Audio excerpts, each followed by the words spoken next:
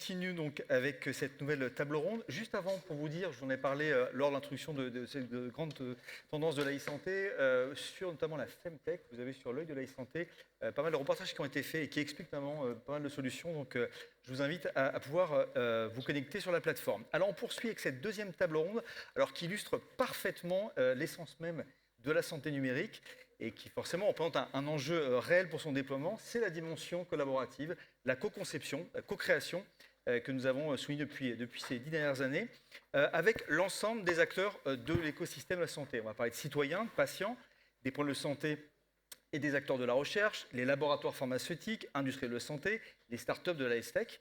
Et donc, Ariane, je vous propose de poser une première question qui, elle aussi, est au cœur de l'actualité. Je vais poser une première question. Je vais d'abord rendre hommage, Jérôme, au travail de veille formidable que vous faites sur votre page LinkedIn. Si vous voulez vous renseigner sur la santé numérique, vous abonnez, si ce n'est pas déjà fait, au compte de Jérôme. Et vous avez d'ailleurs partagé il y a quelques jours une actualité forte en relayant le rachat par AstraZeneca de la start-up Modela AI, avec pour objectif d'accélérer la recherche-développement en oncologie. Isabelle Lafort, vous représentez aujourd'hui AstraZeneca en votre qualité de directrice innovation et business excellence.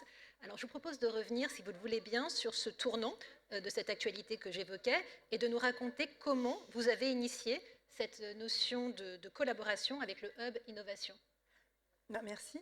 Merci beaucoup. Donc effectivement, Model AI, c'est une start-up qui a été acquise récemment par AstraZeneca. C'est une start-up qui officie dans la recherche et développement et qui identifie des biomarqueurs grâce à l'IA.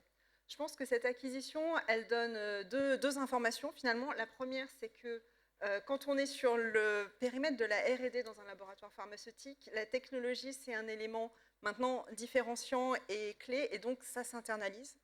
Et je pense que la deuxième information qui est intéressante, en fait, c'est de se dire que si c'est internalisé aujourd'hui, c'est que la technologie, elle est mature. Je pense que ce sujet de la technologie mature, la professeure Alassounia en a déjà parlé. Oui, aujourd'hui, les technologies, elles sont là, elles sont matures. Et finalement, le sujet de la diffusion de tout ça dans l'écosystème et au niveau de l'usage. Et nous, chez AstraZeneca en France, pour en venir à votre question, on travaille maintenant depuis plus de 6 ans. On a travaillé avec plus de 40 startups. Je pense qu'on a même arrêté de compter à un moment. Et le cœur de nos démarches de partenariat, c'est l'usage. La techno, elle fonctionne. En tout cas, les startups avec lesquelles on choisit de travailler, la technologie fonctionne. En revanche, l'usage, et derrière tout ça, c'est comment est-ce que les professionnels de santé, comment est-ce que le parcours de soins s'approprie la technologie et en fait une réalité. Parce que quand même aujourd'hui, dans beaucoup de cas, tout ce qu'on a vu là à l'écran, au jour le jour, derrière la porte du médecin, on ne l'a pas vraiment vu encore.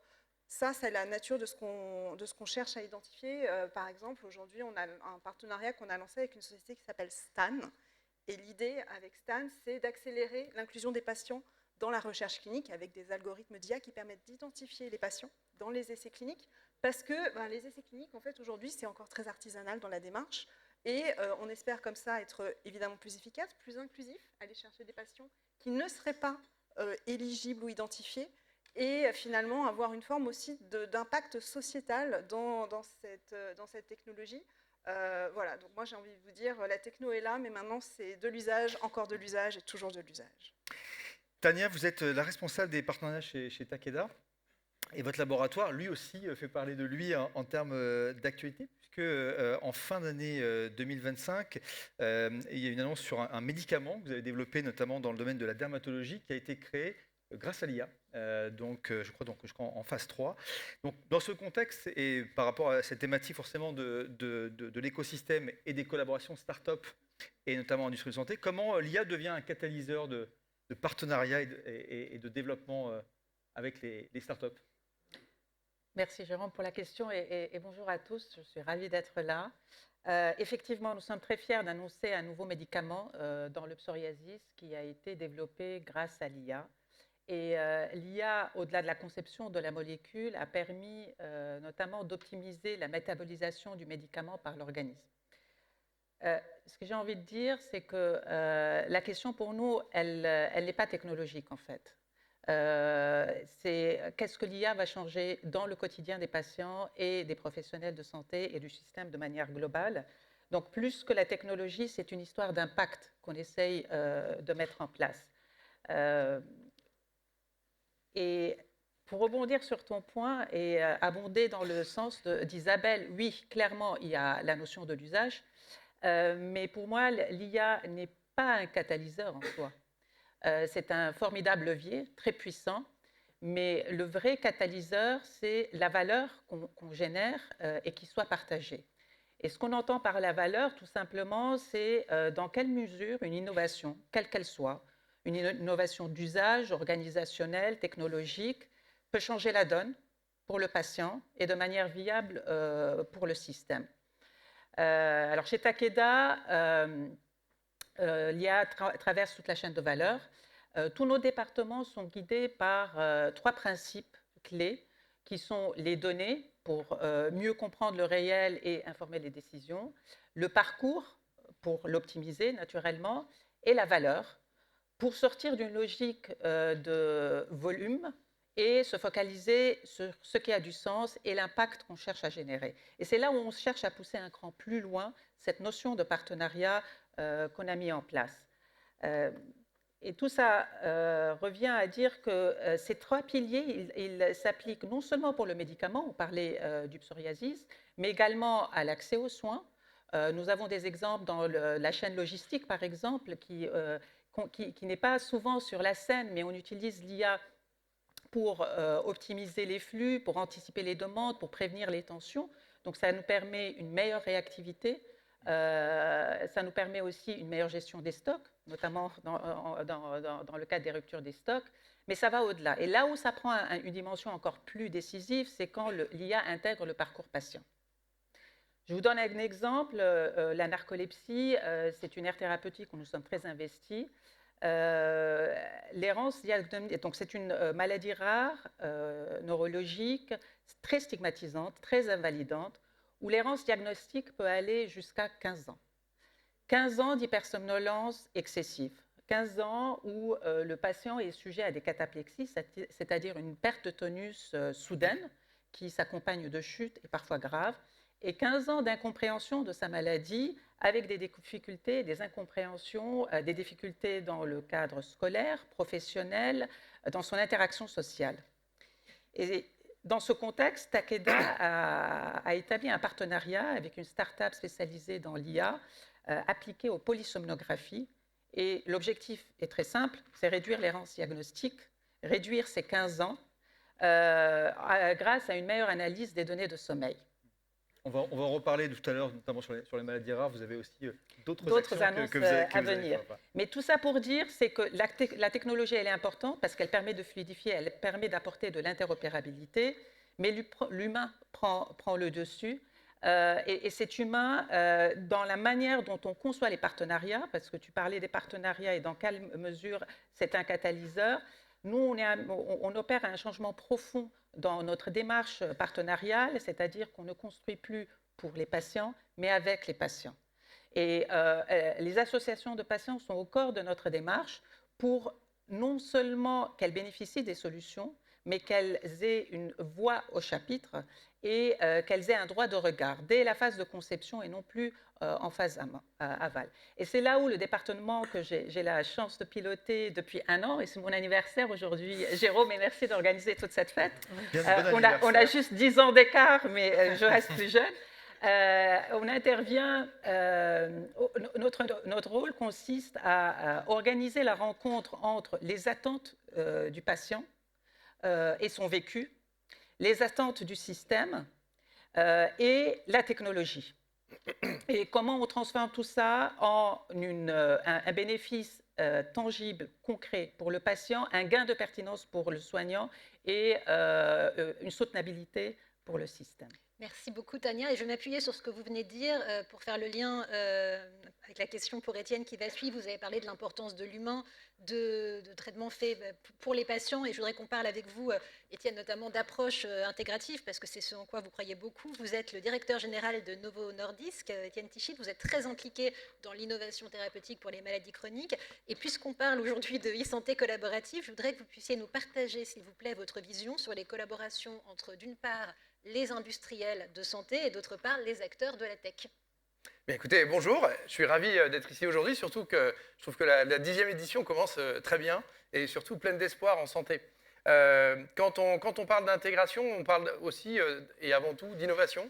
Et comme vous l'avez souligné, Je pense que le point le plus important pour Novo Nordisk, c'est de continuer à innover sur les thérapeutiques. On l'évoquait tout à l'heure sur la recherche. Est-ce qu'on peut accélérer la recherche? L'année dernière, c'était encore 2000 candidats médicaments qui avaient été potentiellement testés, hein, donc via des solutions d'intelligence artificielle et de jumeaux numériques.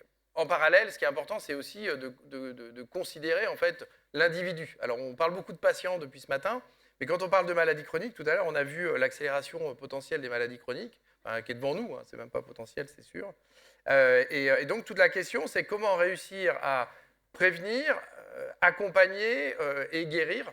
Donc, ce sont des briques bien complémentaires qu'il faut réussir à adresser. Alors, nous, on les adresse au sein de Novo Nordisk à travers les innovations thérapeutiques, mais bien évidemment aussi à travers les collaborations. Et c'est là où la question se pose sur comment on peut accompagner la personne avant qu'elle ait sa maladie, quand elle a sa maladie, ou quand elle a les complications de sa maladie. Donc, je parle bien de personne parce qu'on centre tout sur le patient, mais je pense qu'en tant qu'individu, on a des attentes en matière d'accompagnement, et on l'a vu tout à l'heure dans les exemples. Qu'est-ce qui peut arriver dans un système qui peut vous aider sans que vous soyez obligé en permanence d'être en train de vous quantifier quelque part, de vous mesurer, de rentrer de la data et tout ça. Et donc, pour nous, c'est important de réfléchir à quelles solutions sont les plus pertinentes. Il y a beaucoup d'apps qui ont été développées dans le domaine de l'alimentation, par exemple, quand on parle de maladies cardio-métaboliques. Il y a beaucoup de choses qui ont été développées. La question, pour nous, c'est d'aller plus loin. Et c'est pour ça que le DTX, donc le dispositif médical en santé qui va venir vous accompagner et qui aura fait ses preuves, est aussi un élément critique aujourd'hui dans toute cette sphère d'innovation. Critique à la fois pour le patient et la personne concernée par une maladie cardio-métabolique ou les prémices d'une maladie cardio-métabolique, mais surtout aussi, c'est derrière d'être en capacité de pouvoir intervenir pour que soit cette maladie n'arrive pas, soit qu'elle soit, quand je dis bien accompagnée, c'est accompagnée telle que le veut la personne. Et c'est pour ça aussi que la collecte de data, elle est importante, pas tant en tant que data pour la data, c'est plutôt qu'est-ce qu'on en fait. Est-ce que pour nous, la data est source d'innovation aussi?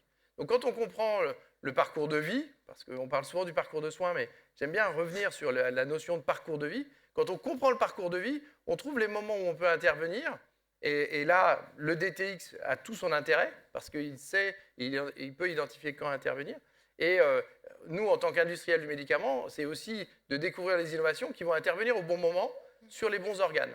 Donc voilà, donc ça, je pense que c'est le double challenge. C'est à la fois d'innover sur la molécule quand la personne est malade, mais aussi de savoir intervenir en amont, pendant, voire quand les complications sont là, pour pouvoir accompagner sans qu'on ait l'impression d'être dans une surmédicalisation. Le DTX, on va continuer à en parler. En revanche, on va en parler en anglais. Alors j'espère que vous maîtrisez un peu l'anglais.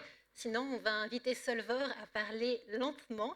Solvor, you are the CEO of Lifeness, a digital therapeutic integrated into obesity care pathways. You recently joined Novo Nordisk's DTX Acceleration Program. Could you please introduce Lifeness and tell us what you expect from this support? Merci. Thank you so much. Lifeness develops Velopi, which is a CE-marked digital therapeutics for obesity that is a lifestyle intervention made made digital. So it helps doctors to provide a tool for treatment and that complements medical care, including or particularly GLP-1 medications. So we address the critical gap. While pharmaceutical innovation has transformed obesity treatment, long-term success requires sustained behavioral change and treatment adherence and holistic support. So what makes the participation so valuable for us with the Novo and the DTX Accelerator is it goes beyond alignment of vision. It is about shared conviction. So for decades, Novo Nordisk has worked to establish obesity as a legitimate chronic disease, and it's not a lifestyle failure. So their commitment to bringing clinical focus to deeply stigmatized condition has been truly inspiring for us. So we share the understanding obesity is a chronic disease requiring an integrative approach, combining pharmacotherapy with digital therapeutics, provide daily guidance, evidence-based behavior change programs, and real-world outcome tracking.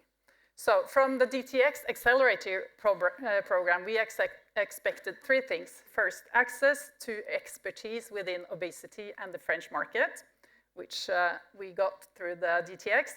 Secondly, support in navigating regulatory and reimbursement pathways. This is where pharma's experience is invaluable.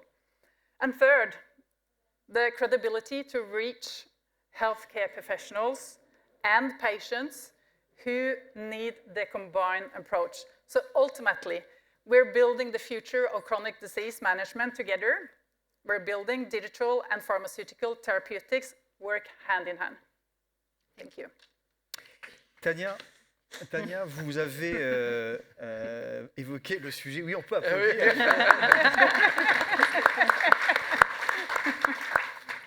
Il fallait encourager, bien évidemment.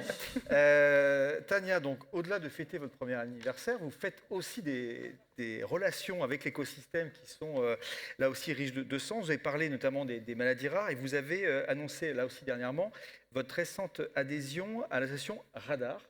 Et cette thématique qui est celle de notre table ronde, c'est comment on favorise aussi l'écosystème, pas uniquement les startups et les industriels. Vous avez parlé également des patients, mais voilà, pourquoi c'est important pour un boîtier comme Takeda d'être connecté à l'écosystème et notamment cette initiative Radar que vous allez nous présenter.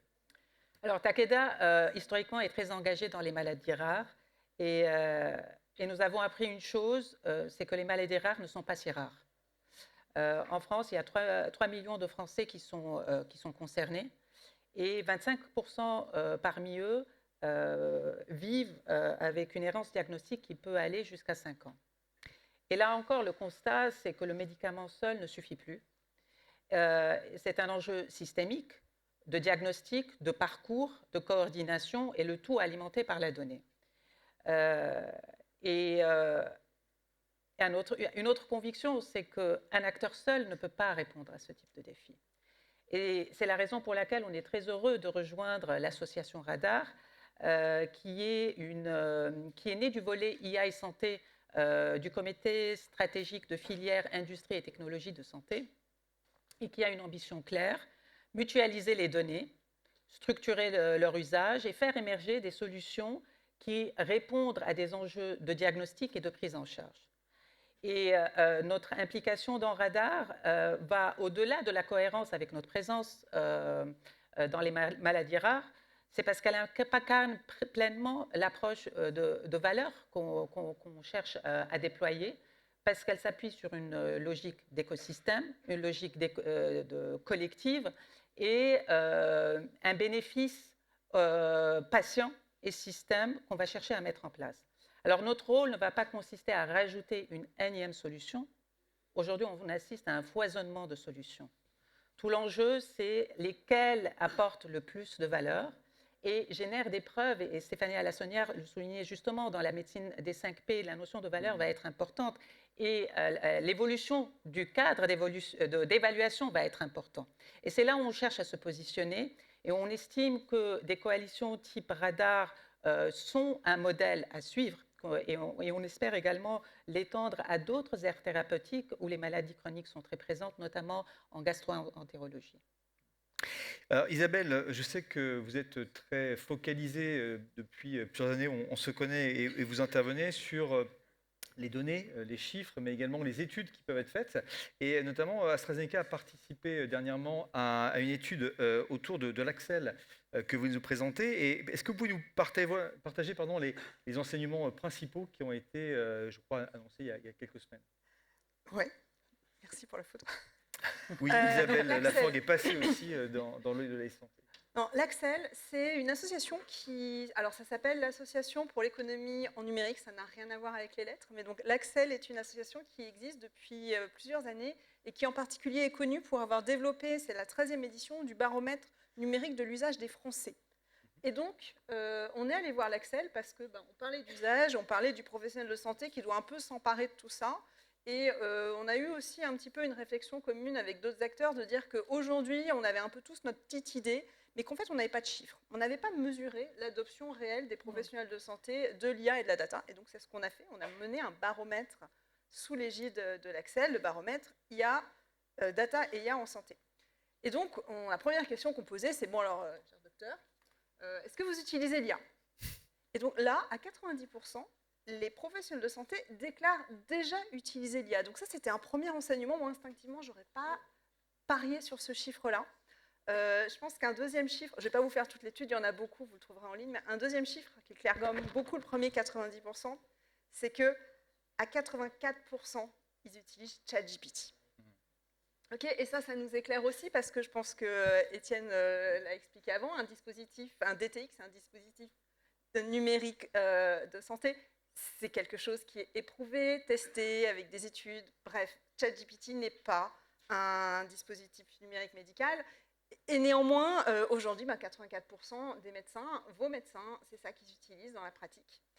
Avec toute l'éducation dont on parlait aussi, qui doit découler de tout ça. Alors, il y a un dernier chiffre quand même qui est quand même un petit peu rassurant, c'est qu'il y a 93% des médecins qui demandent à être davantage formés.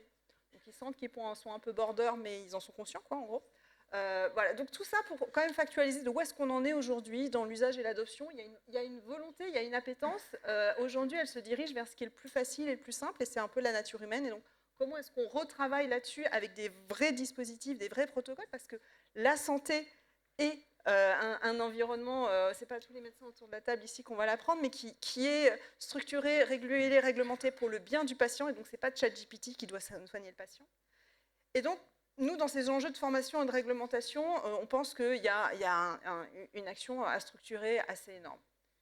Je vais revenir du coup sur l'usage. On teste effectivement chez AstraZeneca de l'usage, encore de l'usage, toujours de l'usage. Je vais en parler en particulier avec mon voisin, parce qu'on a développé avec Ipso un partenariat pour tester la spirométrie connectée sur la BPCO. Alors, la BPCO, je ne ferai pas l'affront de vraiment tout décrire, mais pour vous donner des chiffres clés, c'est quand même une personne sur 20 en France. Il y a 3,5 millions de patients qui sont atteints de BPCO. Et c'est une maladie, Tania en a beaucoup parlé, de ce mot-clé, pour lesquels les patients sont en errance thérapeutique. C'est 7 ans en moyenne pour être diagnostiqué de BPCO. Et il y a un acte qui s'appelle la spirométrie. Donc, encore une fois, je ne ferai pas l'affront de l'expliquer à côté de mon voisin, mais qui permet de diagnostiquer cette maladie. Et avec AstraZeneca, on avait identifié une start-up qui fait de la spirométrie assistée par IA. Et donc, on voulait comprendre auprès d'Ipso, qui est un regroupement de médecins généralistes en cabinet de ville, comment est-ce que ça pouvait effectivement rentrer dans la pratique. Et moi, je vais vous dire, au début des discussions, très ingénieur, je fais, du coup, ça fonctionne. Et bien alors, ils vont l'utiliser alors, puisque ça fonctionne. Et en fait, la réalité est beaucoup plus délicate que ça. On va en parler justement. Et je vais laisser la parole à mon voisin. Pour vous présenter, vous êtes médecin généraliste et Isabelle vient de le rappeler, Ipso Santé a signé avec AstraZeneca ce partenariat de recherche clinique et d'innovation en soins primaires. Et l'idée, c'est, alors effectivement, on ne va pas rentrer dans le détail de la spirométrie ni de la BPCO, mais l'idée, c'est de comprendre comment ce partenariat a permis de répondre à cette problématique de l'usage de votre technologie de spirométrie en médecine générale. Tout à fait. Donc tout d'abord, Nicolas Chenot, moi je suis médecin généraliste, je présente un tout petit peu notre structure parce qu'on est un peu moins connu que mes collègues ici. Donc Ipso Santé, c'est un réseau de cabinets de soins primaires, donc on va être 11 cabinets en France cette année. Et on a la particularité d'avoir des soignants, donc on a plus de 200 soignants, principalement des médecins généralistes, infirmiers pratique avancée et sages-femmes. Et on est une entreprise de l'économie sociale et solidaire, et on a une équipe tech assez importante, et on a aussi une équipe de recherche et data science qu'on a constituée notamment dans le cadre d'un tiers d'expérimentation. Et dans ce cadre-là, moi, en tant que médecin généraliste et en tant que chercheur en soins primaires, en fait, ces solutions numériques d'intelligence artificielle, notamment, je ne les vois pas sur le terrain. Donc elles existent, on sait, mais aujourd'hui, mes collègues, ils ne l'utilisent pas. Si on prend un peu l'exemple de l'IA dans le mélanome, qui est un cancer de la peau, ça fait 10 ans qu'il y a une grosse étude dans Nature en 2016 qui montrait que la technologie, elle était mature, elle existait. Mais moi, aujourd'hui, aucun de mes collègues l'utilise, ni médecin généraliste, ni dermatologue. Et même, on a testé une solution, parce qu'un acteur français qui proposait ça, on a fait ça pendant quelques mois, et là, on vient de rompre le contrat, parce qu'en fait, juste, ça ne répond pas à nos problématiques de médecins généralistes. Donc aujourd'hui, on a besoin d'avoir cette collaboration entre la pharma, des startups et des soignants, avec aussi des équipes de recherche. Et donc c'est ce qu'on a fait actuellement sur la spirométrie. Donc on est vraiment parti des problématiques de terrain. La BPCO, c'est une maladie respiratoire. On a besoin donc de la spirométrie, qui est une sorte de petite machine dans laquelle vous soufflez avec une hélice qui va mesurer les flux respiratoires. Donc c'est quelque chose que je fais en consultation classiquement. Et c'était fait avant par les pneumologues, et maintenant c'est les généralistes et les infirmiers de pratique avancée qui vont l'utiliser. Et donc on est en train de se former à cette nouvelle compétence. Mais qui dit formation de nouvelles compétences, eh bien les soignants, ils ont besoin d'avoir cet accompagnement, d'avoir cette expertise quand ils font l'examen, parce qu'au début, on n'est pas trop sûr. Et on a aussi besoin d'avoir cette sécurisation que va nous apporter l'IA autour de nos diagnostics pour ne pas avoir une perte de qualité de prise en charge de nos patients. Donc, on a co-construit cette solution avec cette startup et avec AstraZeneca. On a établi les objectifs ensemble, donc notamment avoir une bonne interopérabilité, ce qui est vraiment un facteur majeur pour nous que les entreprises ont du mal à comprendre en médecine générale, être parfaitement interopérable dans notre flux de consultation. On est en train de faire une étude clinique là-dessus, notamment sur est-ce que les médecins vont faire plus de spirométrie, est-ce qu'on va convaincre des médecins à se mettre à la spirométrie, et est-ce que les patients, à la fin, ils vont avoir une meilleure qualité des soins. Et une fois qu'on a construit un petit peu cette recherche clinique, il va falloir mesurer ce gain, il va falloir mesurer cette valeur, donc notamment, est-ce que nos patients vont être mieux suivis. La question après, c'est est-ce qu'ils vont être moins hospitalisés, ils vont avoir moins besoin d'accès aux soins de seconde et de troisième ligne. Et aussi, est-ce qu'on va arriver à pérenniser ces solutions? Est-ce qu'arriver à un remboursement, c'est quelque chose qui va être possible? Donc il y a quand même pas mal de questions à construire avec des acteurs de terrain. Donc, en résumé, pour ma part, pour que l'e-santé collaborative elle fonctionne, il faut que chacun joue son rôle. Il faut que les startups elles apportent l'innovation et l'agilité. Il faut que l'industrie, notamment du médicament, ils apportent une structuration, ils apportent une stabilité, des financements pour évaluer. Et il faut que les soignants, ils apportent cette expertise terrain et cette expertise scientifique pour pouvoir faire de l'évaluation en vie réelle. Docteur Chano, vous me faites une parfaite transition pour vous, Étienne. Vous avez dit que les grandes tendances avaient bien commencé. J'ai l'impression qu'elles vont bien continuer, puisque vous profitez de cette caisse de résonance de notre événement pour officialiser votre partenariat avec la start-up donc Liveness. Dans ce programme de DTX Accélération, qui est notamment dans le village innovation, vous pouvez retrouver l'ensemble des startups qui sont accompagnées. Moi, j'aimerais comprendre en quoi ce programme répond par rapport aux enjeux qui ont été décrits. Pourquoi vous avez lancé ce programme et quels sont les objectifs? Déjà, je pense que les enjeux sur toute la maladie cardiométabolique, on les comprend aisément et tout le développement de ces maladies chroniques. Je pense que ce que l'on recherche, c'est quoi? C'est robustesse, adoption, impact. Donc c'est ça ce qu'il faut qu'on arrive d'une façon ou d'une autre à réconcilier ou en tout cas à développer. Robustesse, on l'a évoqué tout à l'heure, en faisant ce DTX Acceleration, l'idée c'est de pouvoir travailler, et on travaille avec Agora Health et Aptera, sur des solutions qui sont prescrites, sur lesquelles il y a une robustesse de l'accompagnement de la data. C'est tout ça fondé sur les preuves. Donc quelque part, c'est là où nos deux mondes se rapprochent. C'est qu'on va chercher à avoir un impact en santé qui sera conduit par des solutions qui sont robustes. Donc c'est ça ce que l'on recherche en ayant lancé ce DTX accélérateur, c'est de la robustesse. Alors on a testé 22 entreprises depuis un an, puisque l'année dernière, on faisait le kick-off ici. Donc 22 entreprises, 22 solutions innovantes, pour en retenir 3, donc avec DDM, Sidekick et puis Liveness. Pour finir, pour aujourd'hui annoncer le partenariat et le travail de fond que l'on a commencé à réaliser avec Liveness, puisque le produit est live en France avec la solution Wellapi depuis le mois d'octobre. Et l'objectif, c'est de réussir à faire la démonstration en fait, que cette solution va avoir un impact en santé. Donc, mais pour ça, il faut travailler l'adoption. Alors, quand on parle d'adoption, c'est tous les échelons de l'adoption. Il faut, certes, on a un dispositif PECAN qui permettrait de faciliter l'accès au DTX et d'avoir une solution approuvée.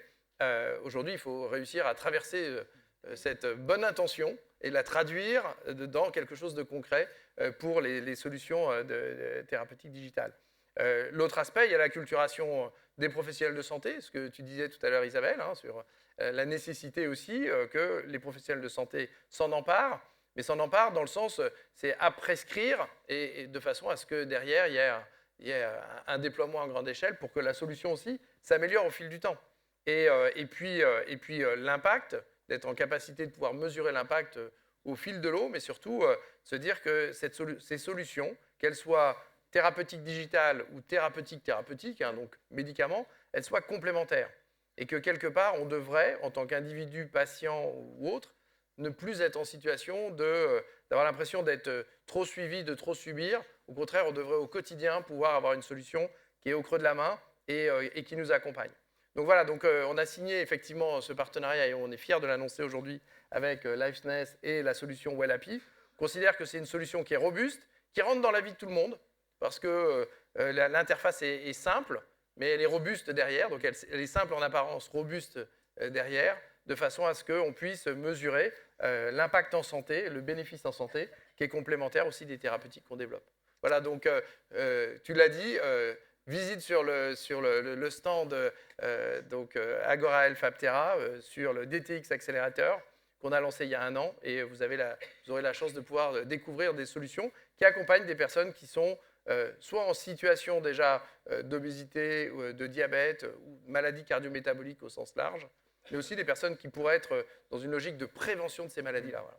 Merci Étienne. Merci, on vous invite effectivement à aller faire un tour sur les différents stands. Let's switch to English en espérant ne pas faire l'objet de même à notre tour. Liveness recently received a negative opinion from the French health authorities regarding reimbursement for its solution. So far, in this context, how can Novo Nordisk support Liveness in its rollout? Yeah, first, thank you for the question. So first, the negative opinion was, of course, disappointing for us, but we view it also as a valuable feedback. So even though there were some errors in the assessment, we want to excel, improve, and also fulfill the system to the needs that they see. So at the same time, we also expect HIS to evaluate their own process, as there are clearly some mistakes or errors in their assessment. But this is precisely where collaboration with Novo Nordisk comes along. That is essential because they have a lot of experience. They bring critical things. So first, decades of experience then navigating the French regulatory and also the reimbursement pathways, helping us to design and also gather evidence that addresses the authorities' concerns. So secondly, credibility and access. Their established relationship with healthcare professionals accelerate adoption and open doors for evidence generation. And third, institutional knowledge on the French healthcare system, of course. The decision makers, the requirement, the processes, they have all this experience, and the expertise is valuable and strengthens our dossier. Novo Nordisk commitments gives us the stability to work securely and to build robust evidence and to prove that digital therapeutics deserves a place in the French eco-health system. So the negative opinion doesn't change our conviction. It clarifies the path, I would say, and we're not walking it alone because we are walking it now together with Novo. Salvador, your solution is already available internationally. Could you please tell us, in your view, what the challenges are in France compared to other markets? Yeah, thank you for the question. So I think if you look to the Nordics, then the Nordics are fairly mature when it comes to digital healthcare. So there is a huge difference there. At the same time, I would say French represent a unique opportunity and challenges. The opportunity is the France PECAN pathway, which we don't have in the Nordics. We're still waiting for that reimbursement path. That's a fast-track reimbursement program while evidence collection is still ongoing, which is exactly what digital therapeutics innovation needs, which we actually don't see in the Nordics, but the maturity is quite high there. So we also deeply appreciate that France takes a holistic approach to obesity care pathways because obesity is such a complex and stigmatized disease. So France's integrative view, combining pharmaceutical treatment, behavioral intervention, and also now digital therapeutics reflects a comprehensive support patients truly need. So the challenge is that the bar is high here in France, and rightly so. So, however, the gap between prescription and reality on paper, I think the PECAM pathway and the regulatory system appear well structured and ready to support digital therapeutic intervention. So I think that's very, very positive.